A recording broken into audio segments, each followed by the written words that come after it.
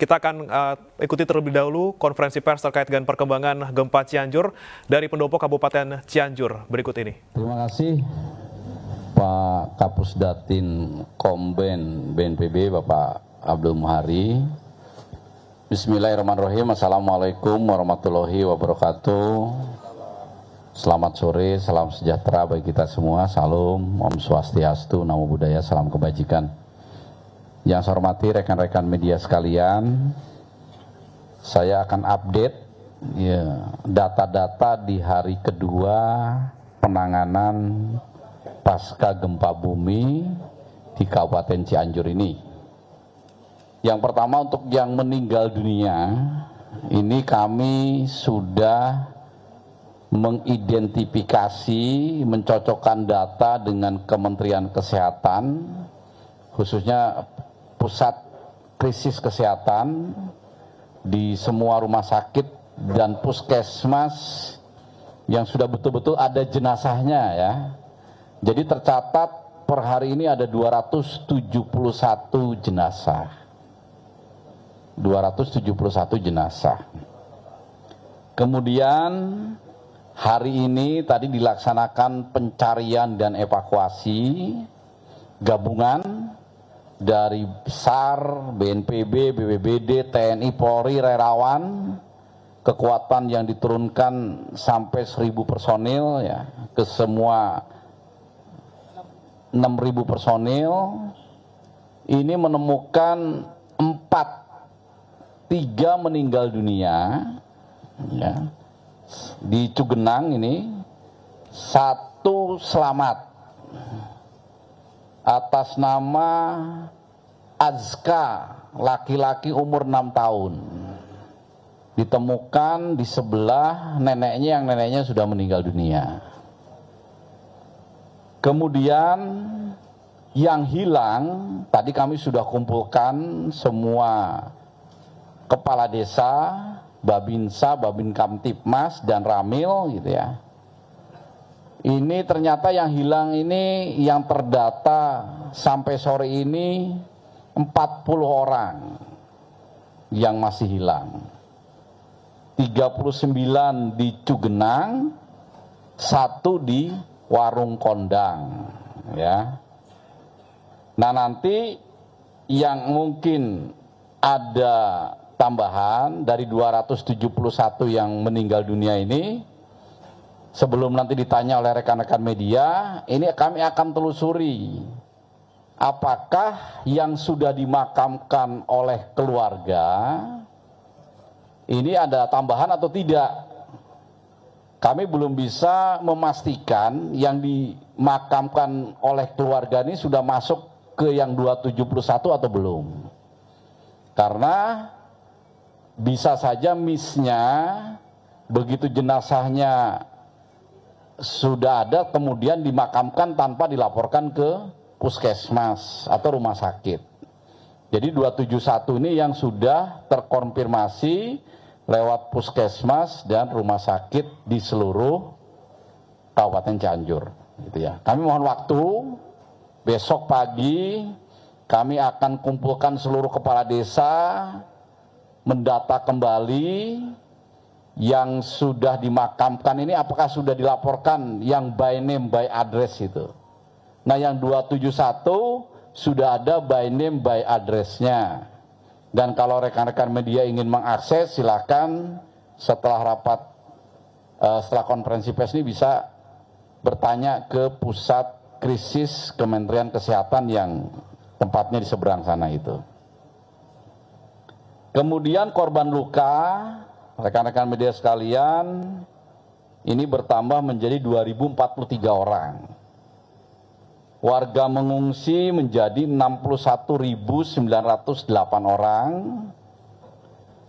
Kemudian material, kerugian itu kerugian personil tadi ya, jiwa dan personil. Kerugian material, rumah rusak 56.320 rumah. Rumah rusak itu terdiri dari rumah rusak berat 22.241 rumah.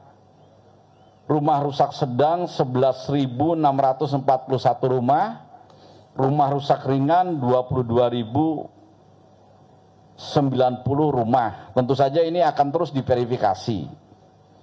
Untuk rumah-rumah ini didata dari mulai RT, RW, kepala desa, Babinsa, Babin Kamtipmas, sampai dengan kepala OPD.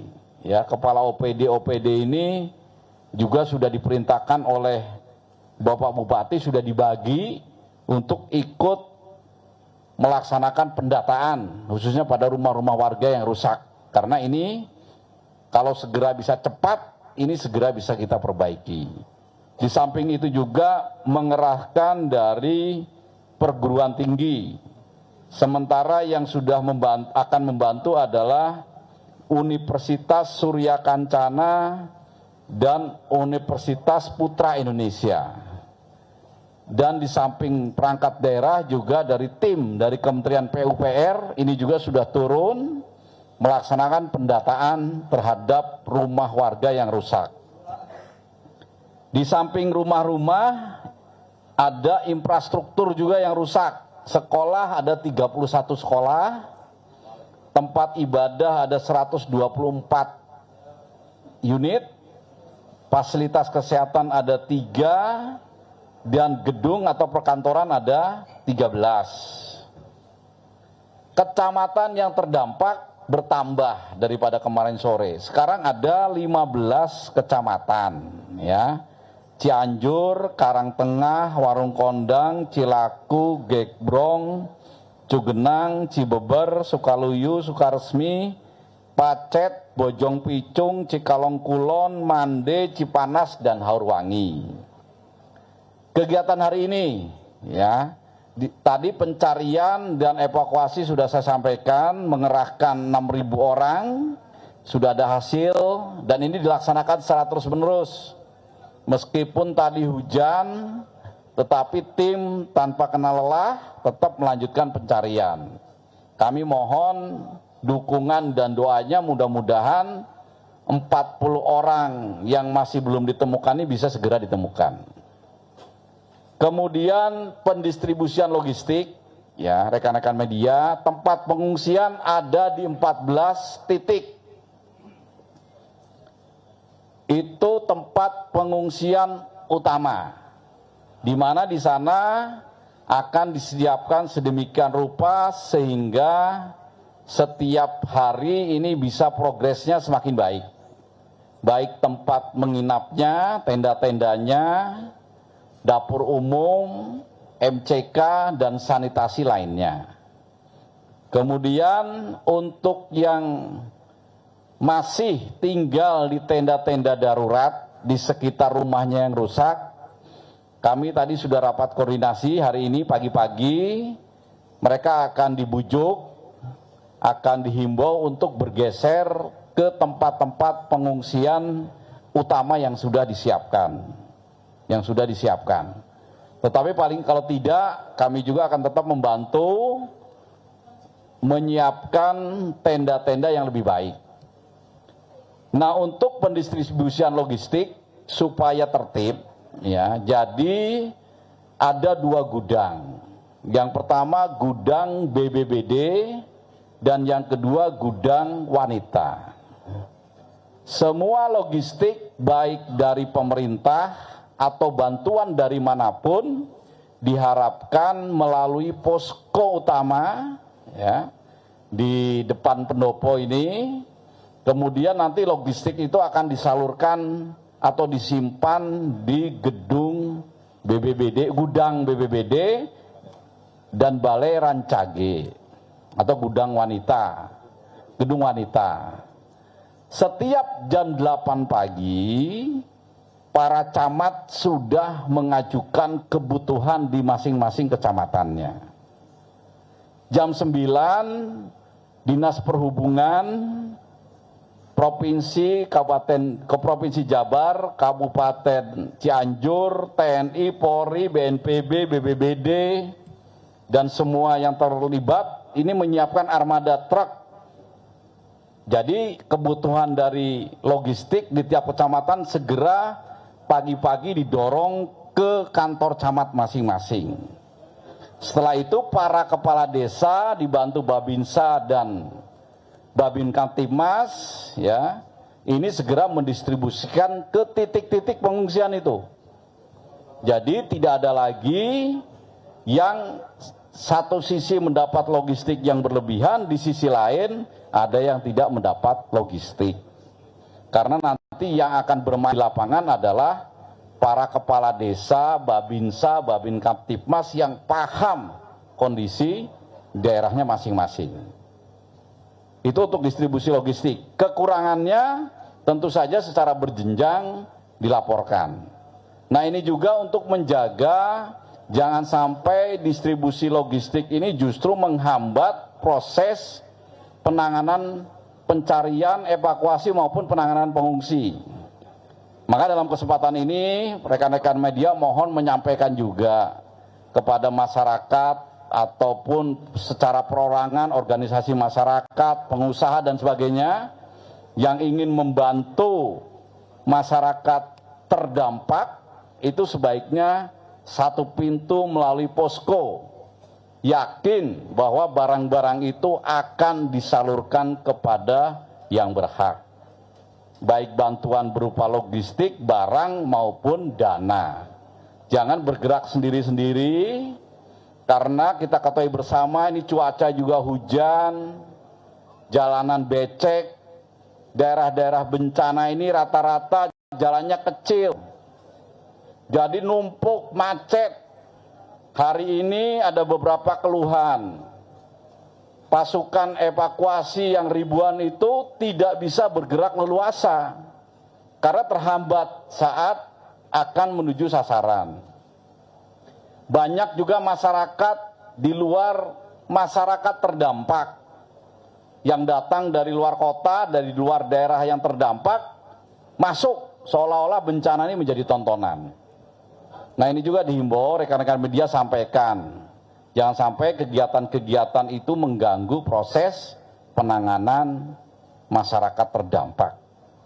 Tadi kami sudah koordinasi dengan unsur Polres, unsur TNI, ini akan ditertibkan, dibersihkan. Sejak awal saya sampaikan ini, mohon rekan-rekan media juga sampaikan, bukan untuk menghambat akses, tapi ini demi kepentingan kita semua, terutama bagi masyarakat pengungsi. Ada laporan di suatu daerah, beberapa daerah ada kesulitan air di atas. Padahal kita tahu di bawah ini tangki-tangki air banyak. Ya PMI aja sudah mengirimkan pagi-pagi 15 tangki.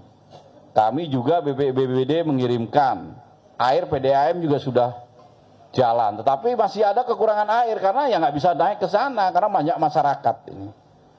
Pak Bupati juga tadi sudah kami lapori, nah mohon nanti dari media juga menyampaikan. Kemudian relawan. Malam ini sudah ada relawan di samping unsur-unsur pemerintah, TNI Polri ya, aparat, relawan juga sudah masuk ke Kabupaten Cianjur supaya kegiatannya betul-betul terkendali dan sistematis ya. Malam ini juga akan kami kumpulkan cukup banyak, ada 193 organisasi relawan yang siap bantu. Jumlah personilnya yang sudah terdata saat ini ada 2.904 relawan. Nah ini relawan-relawan ini akan kami manfaatkan baik dalam kegiatan pencarian, pertolongan dan evakuasi korban, dalam rangka membantu distribusi logistik kepada para pengungsi, juga membantu terkait dengan pendataan bagi rumah-rumah warga yang rusak dan infrastruktur maupun kegiatan-kegiatan lainnya. Nah relawan ini semuanya dikoordinasikan oleh Satgas Penanganan Gempa Bumi di Cianjur.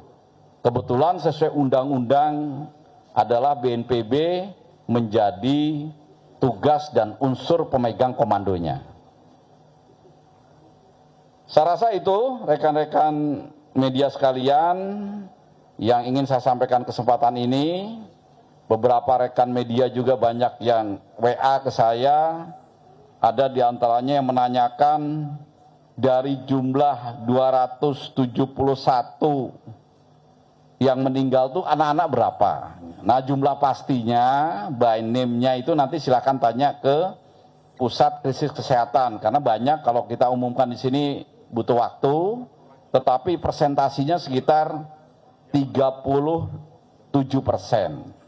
Jadi memang banyak anak-anak, tetapi kalau dilihat dari keseluruhan ya tetap banyak di luar anak-anak. Mungkin pada saat awal-awal memang banyak kelompok usia 15 tahun ke bawah yang menjadi korban.